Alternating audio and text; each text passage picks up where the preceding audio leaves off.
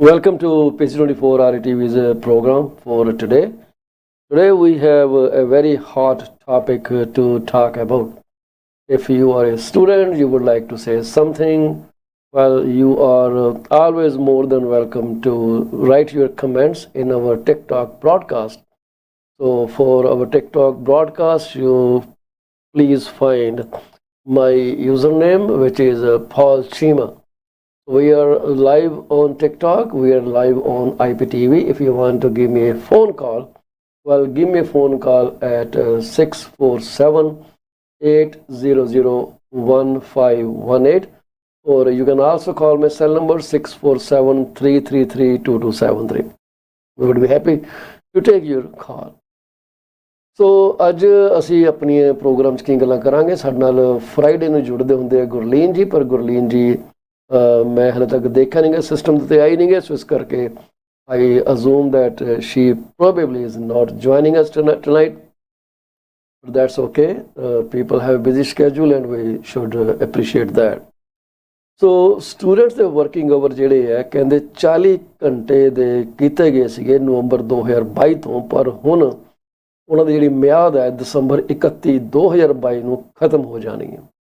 ਇਹਦਾ ਮਤਲਬ ਇਹ ਹੋਇਆ ਕਿ ਇਸ ਤੋਂ ਮਗਰੋਂ ਤੁਸੀਂ ਫਿਰ ਦੇਖੋਗੇ ਕਿ students maximum 20 hour per week ਹੀ ਕੰਮ ਕਰ ਸਕਣਗੇ। ਕੀ ਇਹਦੇ ਨਾਲ ਉਹ ਆਪਣੇ ਖਰਚੇ ਪੂਰੇ ਕਰ ਸਕਣਗੇ? ਇਹਦੇ ਬਾਰੇ ਥੋੜ੍ਹੀ ਬਹੁਤੀ ਜਾਣਕਾਰੀ ਤੁਹਾਡੇ ਨਾਲ ਸਾਂਝੀ ਕਰਨੀ ਚਾਹਾਂਗੇ, ਜਿੰਨੀ ਕਿ ਸਾਨੂੰ ਸਮਝ ਆਉਂਦੀ ਹੈ।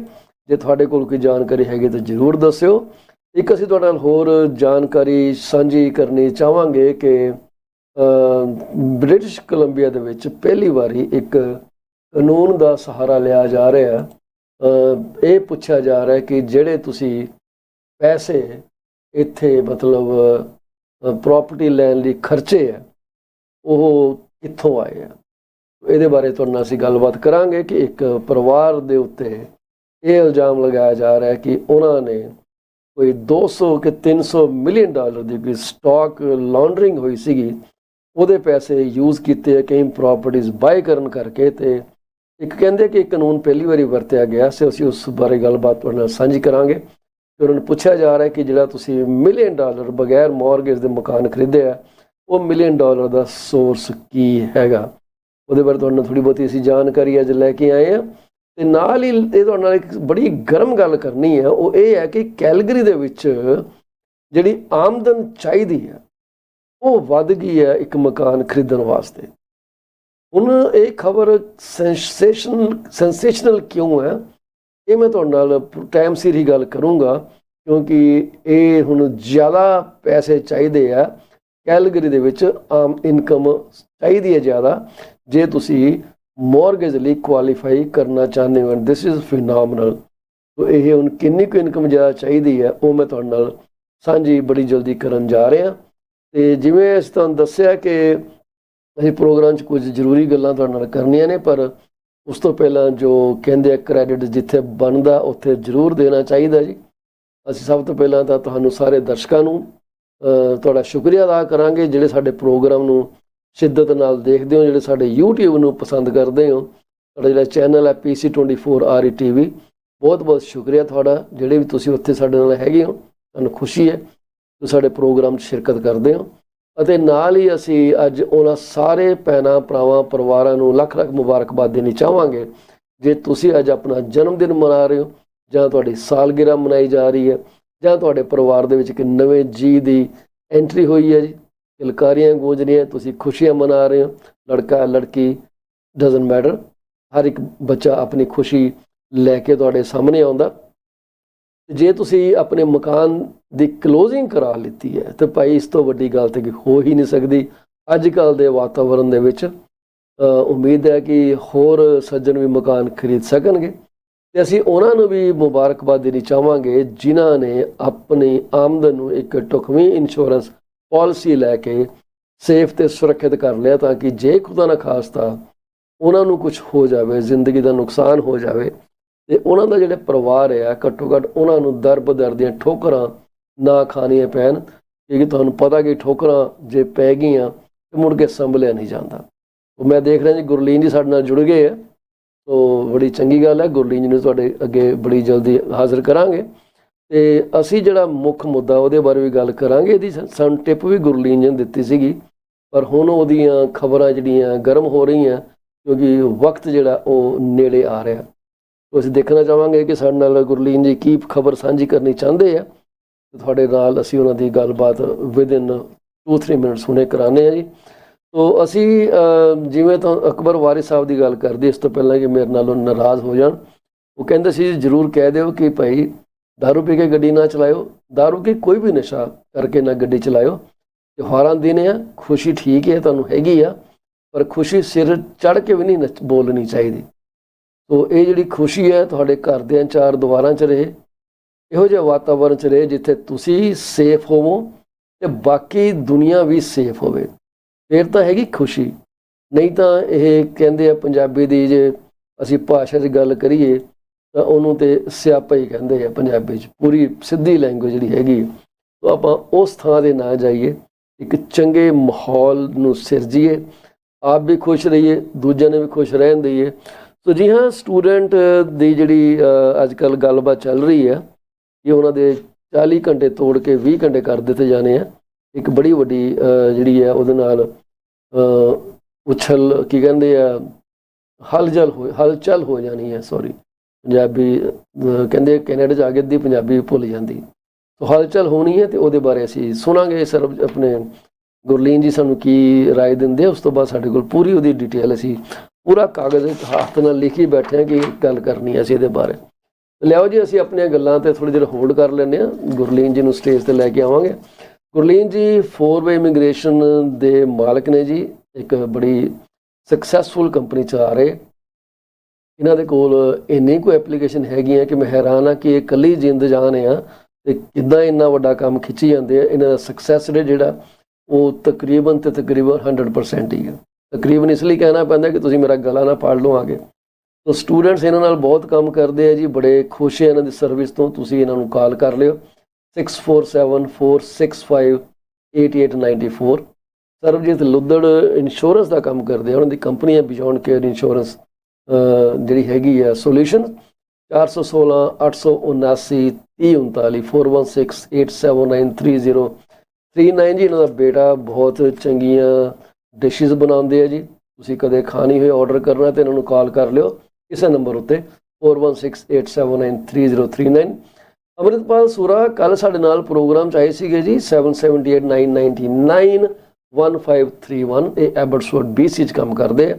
ਉੱਥੋਂ ਤੁਸੀਂ ਇਹਨਾਂ ਕੋਲੋਂ ਕੋਈ ਵੀ property buy sell, rent, invest, multi residential, multi unit, multiplexes, ਕੋਈ ਵੀ ਤੁਸੀਂ ਇਹਨਾਂ ਕੋਲੋਂ ਚੱਕੋ, ਤੁਹਾਨੂੰ ਮਦਦ ਕਰਨਗੇ। ਅਕਬਰ ਵਾਰਿਸ ਸਾਹਿਬ 416-371-9849।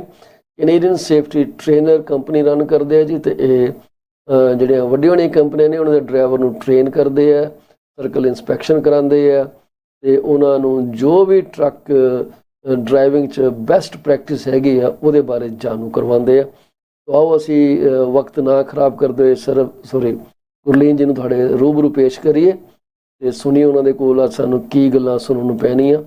ਤੇ ਗੁਰਲੀਨ ਜੀ, ਵੈਲਕਮ ਟੂ ਦਾ ਸ਼ੋ ਜੀ। Thank you so much, Mr. Paul Chima ji, for such a warm welcome. Well, thank you very much for showing up. ਮੈਂ ਸੋਚ ਰਿਹਾ ਸੀ ਕਿ ਪਤਾ ਨਹੀਂ ਗੁਰਲੀਨ ਜੀ ਅੱਜ ਕਿਧਰੇ ਬਿਜ਼ੀ ਹੋ ਕੇ ਲੱਗਦੇ ਆ ਜਿਹੜੇ ਮੈਨੂੰ ਦਿਖ ਨਹੀਂ ਰਹੇ ਕੈਮਰੇ ਉੱਤੇ, ਪਰ I am very happy that you are here.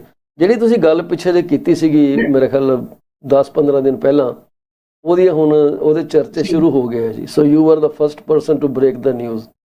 ਜਿਹੜੇ ਸਟੂਡੈਂਟਸ ਦੀ ਜਿਹੜੀ ਇਹਨਾਂ ਨੇ ਪਾਇਲਟ ਪ੍ਰੋਜੈਕਟ ਰਨ ਕੀਤਾ ਸੀਗਾ ਨਵੰਬਰ 2022 ਦੇ ਵਿੱਚ to fix the labour shortage, ਉਹਦੀ ਮਿਆਦ ਜਿਹੜੀ ਹੈ ਖਤਮ ਹੋਣ ਵਾਲੀ ਹੈ 31 ਦਸੰਬਰ ਨੂੰ। ਤੇ ਇਹਦੇ ਨਾਲ ਬਹੁਤ ਜ਼ਿਆਦਾ ਮੂਵਮੈਂਟ ਹੋ ਰਹੀ ਹੈ, ਬੱਚਿਆਂ ਦੇ ਦਿਮਾਗ ਤੇ ਬੜਾ ਸਟ੍ਰੈਸ ਪੈ ਰਿਹਾ।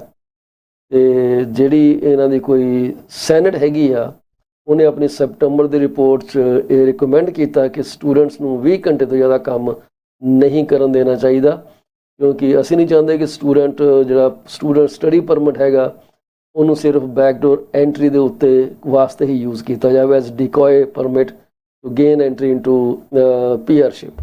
ਕੀ ਤੁਸੀਂ ਇਹਦੇ ਬਾਰੇ ਗੱਲਬਾਤ ਕਰਨੀ ਚਾਹੋਗੇ? ਮੈਨੂੰ ਪਤਾ ਤੁਸੀਂ ਸਟੂਡੈਂਟ ਵੱਲ ਹਮੇਸ਼ਾ ਗੱਲ ਕਰਦੇ ਹੋ, and I am proud of that. ਮੈਂ ਵੀ ਇਹੀ ਚਾਹੂੰਗਾ ਕਿ ਸਟੂਡੈਂਟਸ ਨੂੰ 40 ਘੰਟੇ ਕੰਮ ਕਰਨ ਦੇਣਾ ਚਾਹੀਦਾ। जी, well, Mr. Palchima ji, yes, it was a temporary public policy that was launched back in 2023 only. ਜਿਹਦੇ ਵਿੱਚ ਇਹ ਕਿਹਾ ਗਿਆ ਸੀ ਕਿ okay, students they will be allowed to work 35 hours per week as per the public policy. ਜੀ When it's back to the basics and students will only be allowed to work 20 hours.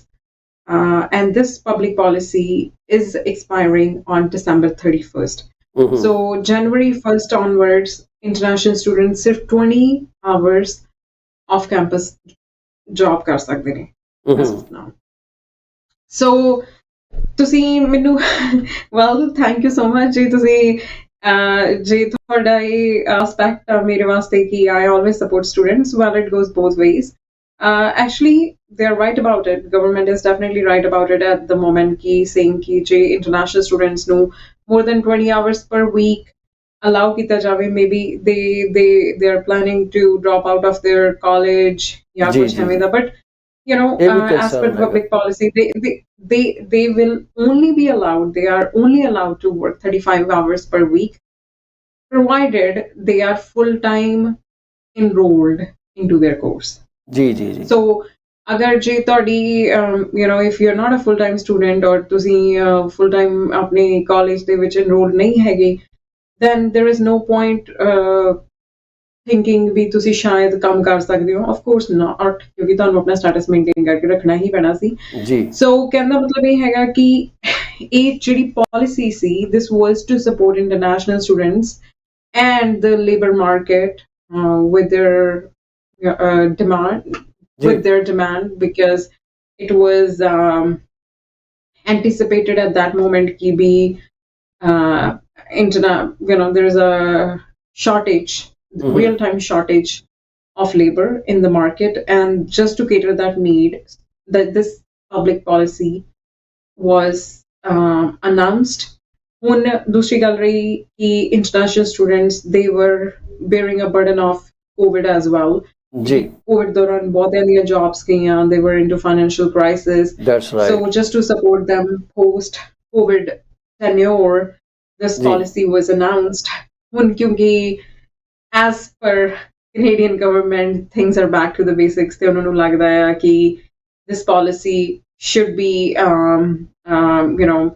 it's time to just re-announce the policy. It's time to just restructure the policy in a way that students cannot work more than 20 hours per week. Yes.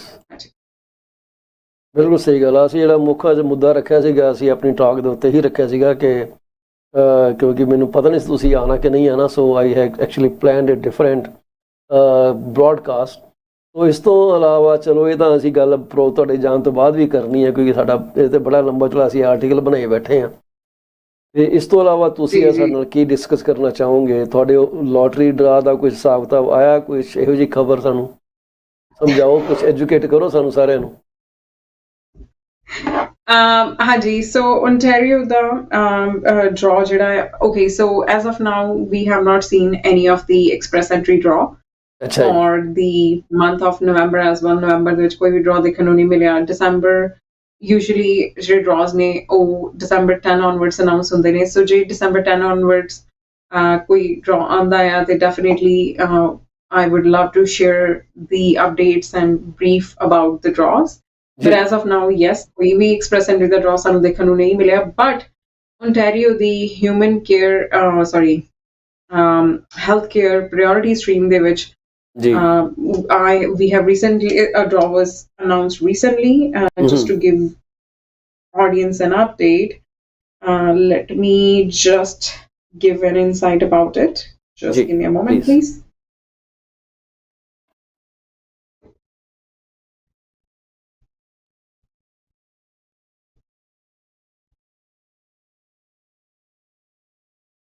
So a draw it was just announced yesterday, and that was for human capital priority stream. Human ਜਿਹਦਾ capital CRS priority score stream, ਹੈਗਾ, ਅੱਛਾ ਜੀ। that's right. So ਇਹਦਾ ਜਿਹੜਾ CRS score ਆ, it is between 404 till 404, and there is a range, so 404 to 430. Candidates were picked ਜਿਨ੍ਹਾਂ ਦਾ lowest score was the score was as low as 404 and was as high as 430, and 1052 matlab 1052 ITAs issue hoya ne, and this is what I have in terms of draw. Not even this is for OIN, the Ontario Immigration Nominee Program. Okay, ਜੀ very good ਜੀ। ਸੋ ਇਸ ਤੋਂ ਇਲਾਵਾ ਕੀ ਕੋਈ ਤੁਹਾਡੀ immigration ਦੇ ਵਿੱਚ ਕੀ ਹਲਚਲ ਹੋ ਰਹੀ ਹੈ? ਕੋਈ ਪਹਿਲਾਂ ਸਾਨੂੰ ਲੱਗਦਾ ਸੀ ਕਿ ਐਡਾ ਵੱਡਾ ਡਿਪਾਰਟਮੈਂਟ ਨਹੀਂ ਗਾ, ਵੀ ਇੱਕ ਵਾਰੀ ਇਹਨਾਂ ਨੇ ਅਨਾਊਂਸ ਕਰ ਦਿੱਤਾ ਉਸ ਤੋਂ ਬਾਅਦ ਸੋ ਜਾਂਦੇ ਸ਼ਾਇਦ ਇਹ, ਪਰ ਤੁਹਾਡੀਆਂ ਗੱਲਾਂ ਸੁਣ ਕੇ ਲੱਗਦਾ ਨਹੀਂ ਗਾ ਕਿ ਇੰਨੀ ਜਲਦੀ ਸੌਂਦੇ ਆ, ਇਹਦਾ ਕੁਛ ਨਾ ਕੁਛ ਕਰੀ ਜਾਂਦੇ ਆ 24 ਘੰਟੇ। So it's kind of very dynamic industry, I guess. It is indeed a very dynamic industry, I must mention. And definitely it is ਹੁਣ ਜਿਵੇਂ ਕਿ ਤੁਸੀਂ obvious ਆ ਜਿਹੜਾ ਅੱਜ ਦਾ ਪੱਖ ਦਾ ਮੁੱਦਾ ਆ, ਮੈਂ ਕਹੂੰਗੀ ਕਿ ਇਸ ਟਾਈਮ ਤੇ ਜੇ ਦੇ ਬਾਰੇ every immigration consultant might have maybe everybody in our lobby as well would have spoken to their clients about the reintroduction of 20 hours weekly cap for international students. So कहना मतलब ये हैगा कि इस तो अलावा जिहड़ा international students वास्ते ਅਸੀਂ सोच रहे सी कि okay, you know what, maybe this will stay forever. We do not see this. We do not foresee any of such announcement, क्योंकि ਹੁਣ तक जे अगर कोई announcement आनी हुंदी तां it would have been already announced, but as of now it's just this is what we have seen so far. ਕਹਿ ਰਹੇ ਆ ਕਿ ਜੀ IRCC ਜਿਹੜਾ ਉਹ ਅਸੈਸ ਕਰ ਰਿਹਾ ਸਿਚੁਏਸ਼ਨ ਨੂੰ, ਉਹ ਦੇਖ ਰਿਹਾ ਦੀ ਕੀ ਇੰਪਲੀਕੇਸ਼ਨ ਹੋਣੀ ਆ, ਤੇ ਕਿਉਂਕਿ ਦੂਸਰੇ ਪਾਸੇ ਜਿੰਨੀ ਕੁ ਮੇਰੀ ਨੌਲੇਜ ਹੈਗੀ ਆ, ਜਿਹੜਾ ਓਪੋਜੀਸ਼ਨ ਪਾਰਟੀ ਦਾ ਲੀਡਰ ਹੈ ਪੀਰੀ ਪੋਲੀਵਰ ਕੁਛ ਇੱਦਾਂ ਕਰਕੇ, ਉਹ ਬੜਾ ਸਲੈਮ ਡਾਊਨ ਕਰ ਰਿਹਾ। ਉਹ ਕਹਿੰਦਾ ਕਿ ਇਹ ਇੱਕ ਕਿਸਮ ਦੀ ਇਲੀਗਲ ਐਂਟਰੀ ਹੈ ਕੈਨੇਡਾ ਦੇ ਵਿੱਚ, ਸਟੂਡੈਂਟ ਤੌਰ ਤੇ ਆਉਂਦੇ ਆ but focus on being PR. ਇਹ ਉਸ ਦੇ ਬਾਰੇ ਸ਼ਾਇਦ ਕਿ ਇੱਕ ਸਰਕਾਰ ਉਹਦੇ ਪ੍ਰੈਸ਼ਰ 'ਚ ਆ ਕੇ ਇੱਦਾਂ ਕੁਛ ਕਰ ਰਹੀ ਹੈ, ਕੀ ਕਰ ਰਹੀ ਹੈ, it remains to be seen ਕਿ ਇਹਦਾ ਆਪਸ ਕਿਹੜੇ ਪਾਸੇ ਕਨੈਕਸ਼ਨ ਬਹਿੰਦਾ ਆ ਕੇ। Yeah, of course, like everybody is aware of the fact not giving my political opinion, but it's in general. Yeah. Everybody does understand that liberals, they were very inclined towards increasing the immigration limit, calling on definitely international students nu ਇਹਨਾਂ ਦੇ at least 8 years ਦੇ tenure ਦਾ ਕਾਫੀ benefit ਮਿਲਿਆ। For instance, ਜਿਹੜੀਆਂ extensions ਦੇਖੀਆਂ ਗਈਆਂ 18 months ਦੀਆਂ, they were never announced post this tenure. ਫਿਰ ਉਸ ਤੋਂ ਇਲਾਵਾ ਜਿਹੜਾ draw express entry ਦਾ cut off score ਆ, this was decreased to 431 back in 2015 2016, ਔਰ ਉਸ ਤੋਂ ਇਲਾਵਾ ਵੀ ਕਾਫੀ public policies। COVID ਦੇ ਵਿੱਚ ਇੱਕ draw ਆਇਆ 75, CRS score ਜਿਹਦਾ 75 ਸੀ, pretty much everybody was able to file their permanent residency with that score. So ਕਹਿਣ ਦਾ ਮਤਲਬ ਇਹ ਹੈਗਾ ਕਿ ਅਗਰ liberals ਨੇ ਇੰਨੀ leniency ਦਿਖਾਈ ਤੇ obviously ਜਿਹੜਾ influx of international students ਜਾਂ influx of skilled workers could be seen in the country, ਜਿਹਦੇ ਵਿੱਚ ਚਾਹੇ refugee claimant, ਚਾਹੇ skilled worker ਵੀ ਛੱਡੇ, but ਜੋ ਬਾਕੀ categories ਵੀ ਹੈਗੀਆਂ ਨੇ, let it be refugee claimants ਜਾਂ ਇੱਕ humanitarian and compassionate grounds ਦੀਆਂ ਜਿਹੜੇ applicants ਨੇ, definitely they have seen a decline. But other than that, specifically ਹਰੇਕ category ਨੂੰ ਇਹਨਾਂ ਦੀਆਂ lenient policies ਦਾ ਇੱਕ benefit ਮਿਲਿਆ. So if they will lose power, chances are fair ਕਿ students ਨੂੰ ਇਸ ਤੋਂ ਜ਼ਿਆਦਾ I would say they will be scrutinized more in terms of permanent residency. Maybe in nearby future, ਜਿਹੜਾ ਅੱਜ ਦਾ draw 500 plus ਦਾ ਅਸੀਂ ਦੇਖ ਰਹੇ ਹਾਂ all program draw, ਕਿਤੇ ਇਹ ਨਾ ਹੋਵੇ ਕੱਲ ਨੂੰ 800 plus ਸਾਨੂੰ ਦੇਖਣ ਨੂੰ ਮਿਲੇ, and maybe it will be a dream of many to file their permanent residency. So let's see how things go. It is all hit and run. All hit and run, ਬਿਲਕੁਲ ਸਹੀ ਗੱਲ ਹੈ। ਗੱਲ ਇਹ ਹੈ ਕਿ ਜਿਹੜੀ ਇਹਨਾਂ ਦੀ ਜਿਹੜਾ ਪਰਪਸ ਸੀਗਾ ਇਹਨਾਂ ਦਾ, ਉਹ ਇਹ ਸੀਗਾ ਕਿ ਜੀ ਲੇਬਰ ਸ਼ਾਰਟੇਜ ਕਰਕੇ ਇਹਨਾਂ ਨੇ 20 ਓਵਰ ਤੋਂ 40 ਓਵਰ ਕੀਤਾ। ਲੇਬਰ ਸ਼ਾਰਟੇਜ ਤੇ ਹਲੇ ਵੀ ਉੱਥੇ ਦੇ ਉੱਥੇ ਹੀ ਖੜੀ, ਹਲੇ ਕਿਹੜਾ ਖਤਮ ਹੋ ਗਈ। ਲੇਬਰ ਸ਼ਾਰਟੇਜ ਦਾ ਵਰਸ ਹੋਣੀ ਹੈ ਕਿਉਂਕਿ ਜਨਰੇਸ਼ਨ ਜਿਹੜੀਆਂ ਸਾਡੀਆਂ ਕੈਨੇਡੀਅਨ ਉਹ ਰਿਟਾਇਰ ਹੋ ਰਹੀਆਂ, ਓਲਡ ਹੋ ਗਈਆਂ, ਨਹੀਂ ਕੰਮ ਕਰ ਸਕਦੀਆਂ। ਉਹ ਇੱਕ ਪਿੱਛੇ ਕੁਝ ਸਾਲ ਹੋ ਗਏ ਮੈਂ ਸਟੱਡੀ ਪੜ੍ਹੀ ਸੀਗੀ, ਉਸ 'ਚ ਲਿਖਿਆ ਸੀ ਕਿ ਬਾਈ 2030 100% labour force will be immigrants.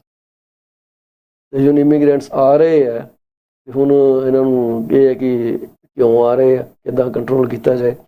ਉਹ ਪਹਿਲਾਂ ਇੱਕ ਚੀਜ਼ ਖੜੀ ਕਰਦੇ ਆ, ਫਿਰ ਉਹਨੂੰ ਕੰਟਰੋਲ ਕਰਦੇ ਆ, ਫਿਰ ਦੁਬਾਰਾ ਖੜੀ ਕਰਦੇ ਆ, ਫਿਰ ਕੰਟਰੋਲ ਕਰਦੇ ਆ। ਇਹ ਉਹੀ ਗੱਲ ਹੈ ਜਿਹੜੇ ਬੈਂਕ ਆਫ ਕੈਨੇਡਾ ਵਾਲੇ ਕਰਦੇ ਆ, ਇਨਫਲੇਸ਼ਨ ਉੱਪਰ ਰੇਟ ਚੱਕ ਦਿਓ, ਇਨਫਲੇਸ਼ਨ ਡਾਊਨ ਰੇਟ ਘਟਾ ਦਿਓ। They keep experimenting with human beings in real sense.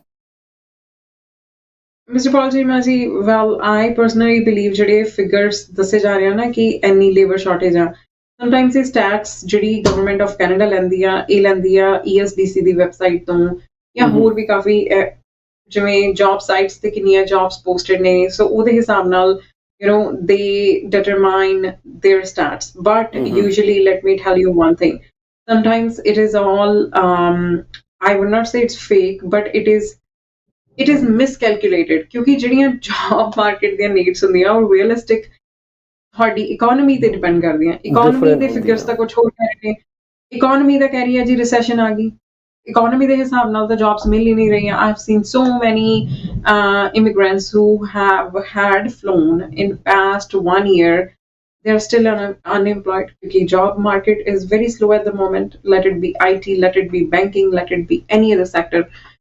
Comparatively, आज तो 2 या 4, I would say post 2015, we have seen this market was growing. Jithe I think Canadian economy was very fast growing. Jithe job market भी बहुत ज़्यादा I would say was very aggressive.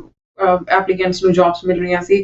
चलो अगर किसी ਨੂੰ ਇੱਕ I would say based on their experience, if they were not able to get into the job market right away, ਪਰ ਉਹਨਾਂ ਨੂੰ ਬੇਸਿਕ ਜੌਬਸ ਮਿਲ ਰਹੀਆਂ ਸੀ। ਅੱਜ ਕੱਲ੍ਹ ਤਾਂ ਤੁਸੀਂ Amazon ਦੇ ਵਿੱਚ ਦੇਖ ਲਓ ਕਿੰਨੀ ਘੱਟ ਹਾਇਰਿੰਗ ਚੱਲ ਰਹੀ ਹੈ। ਇਟਸ ਲਾਈਕ ਜੀ less than 50%। ਕਿੰਨਾ ਵੱਡਾ ਅਦਾਰਾ ਜੀ Amazon ਦਾ, ਕਿੰਨੇ ਵੱਡੇ ਨੇ ਵੇਅਰ ਹਾਊਸ ਹੈਗੇ ਆ।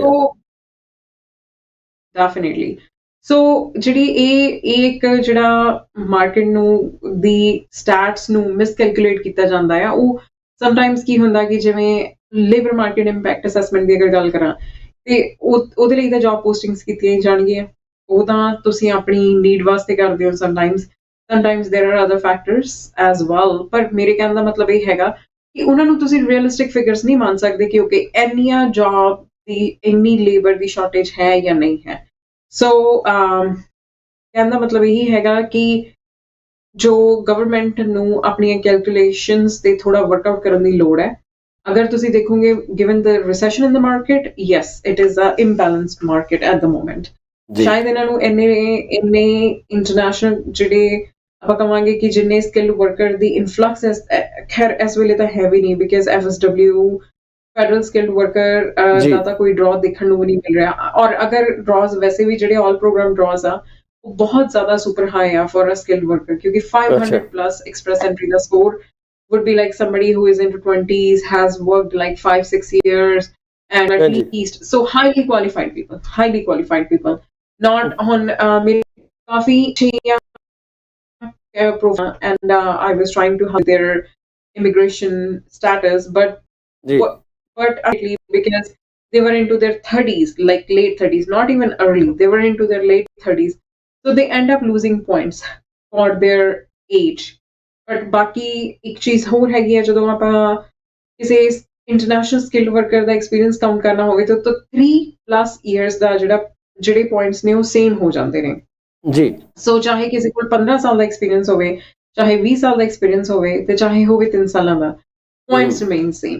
ਸੋ ਗਿਵਨ ਆਲ ਆਫ ਦਿਸ, ਇੱਕ ਕ੍ਰਾਈਟੇਰੀਆ ਨੂੰ ਦੇਖਦੇ ਹੋਏ I would definitely comment ਕਿ it's not that easy for skilled workers. Yes, 420, 410, 430 could be a genuine score for express entry.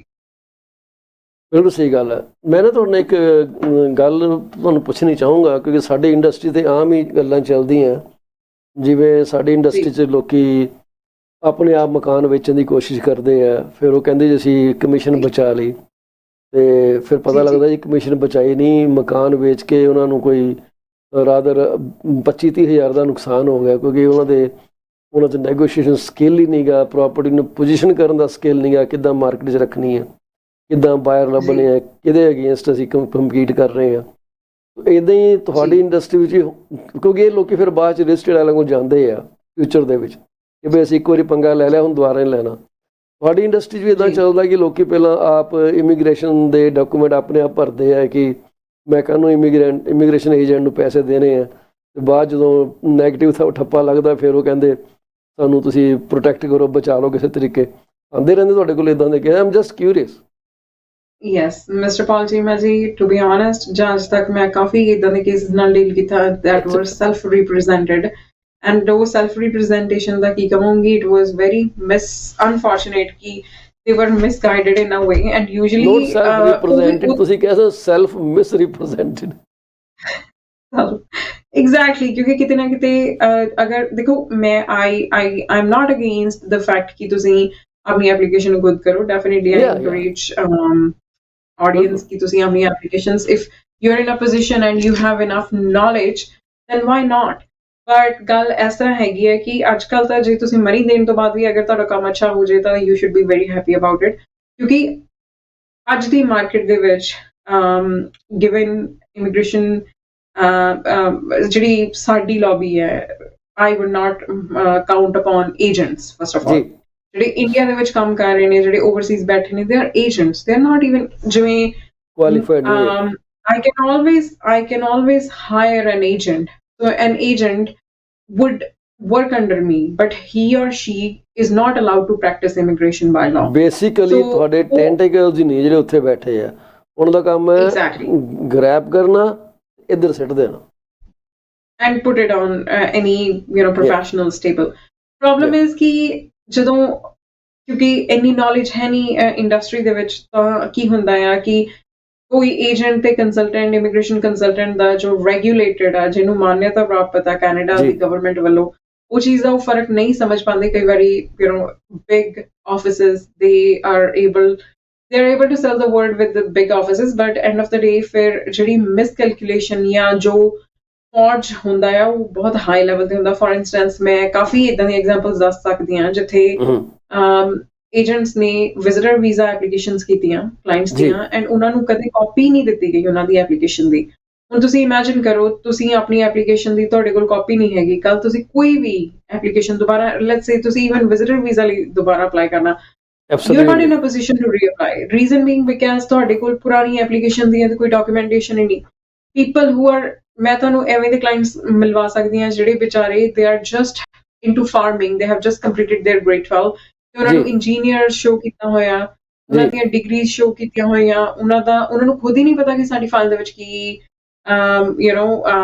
Ki show ਕੀਤਾ ਹੋਇਆ, ਐਂਡ ਉਹਨਾਂ ਕੋਲ ਤਾਂ ਈਵਨ ਆਪਣੀ ਰਿਫਿਊਜ਼ਲ ਲੈਟਰ ਹੈ, ਜੋ ਡਿਸੀਜਨ ਲੈਟਰ ਆ IRCC ਦਾ, ਉਹਦੀ ਕਾਪੀ ਵੀ ਨਹੀਂ ਹੈਗੀ। ਸੋ ਇਮੈਜਿਨ ਇਸ ਤੋਂ, ਕਿਉਂਕਿ ਅਗਰ ਤੁਹਾਡੇ ਕੋਲ ਰਿਫਿਊਜ਼ਲ ਲੈਟਰ ਦੀ ਵੀ ਕਾਪੀ ਨਹੀਂ ਹੈ, ਤੇ ਮੈਂ ਕੋਈ ਵੀ ਏਜੰਟ ਜਾਂ ਕੋਈ ਵੀ ਇਮੀਗ੍ਰੇਸ਼ਨ ਕੰਸਲਟੈਂਟ ਜਾਂ authorized representative is not in a position to request a copy of your file।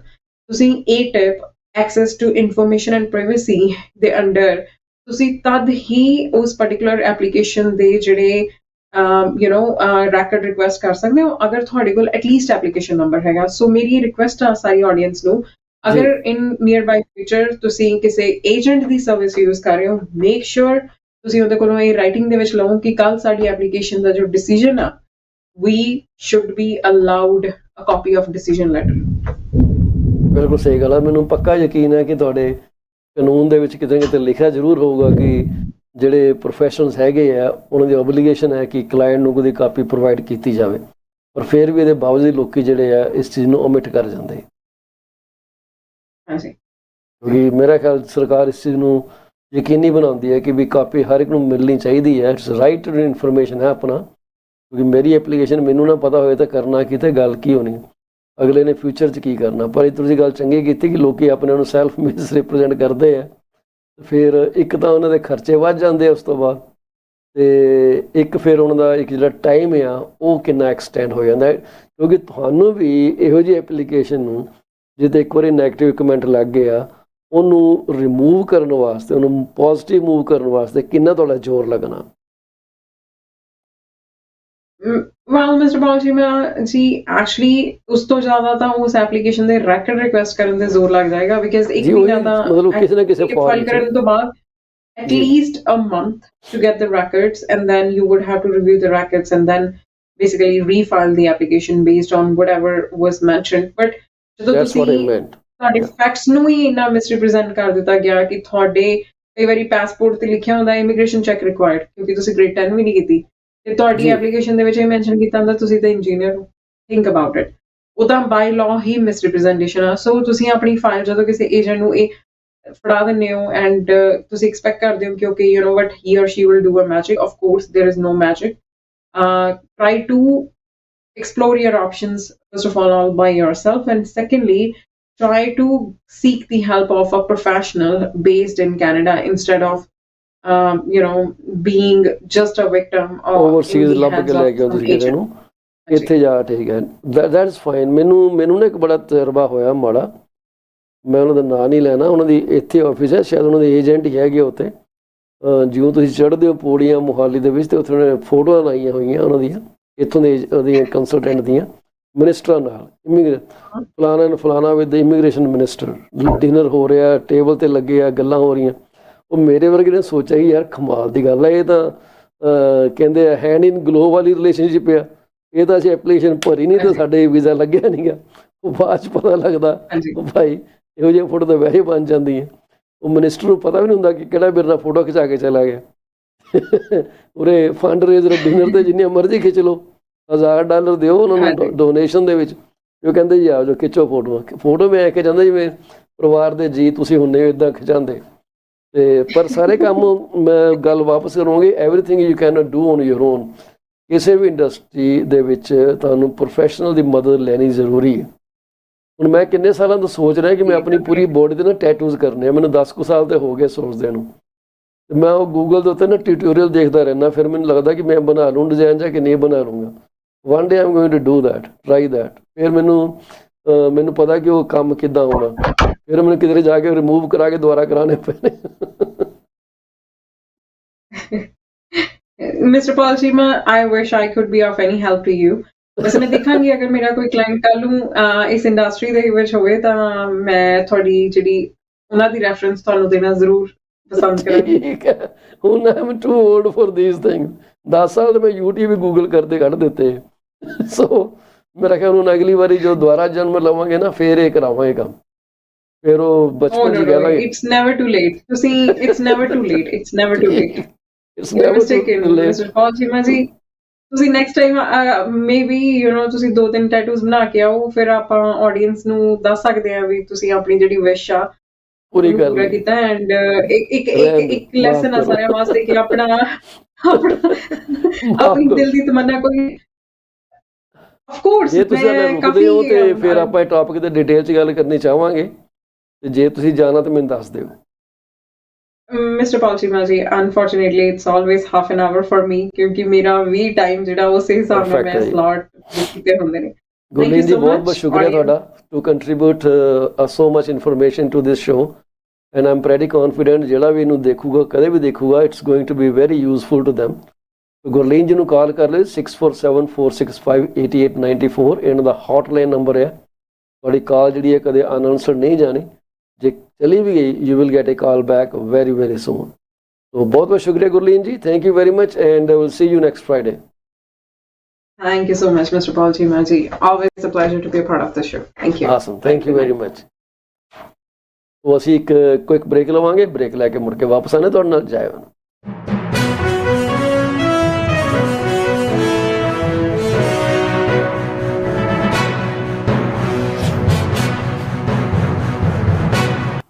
Are you thinking of selling your home? You are covered. From my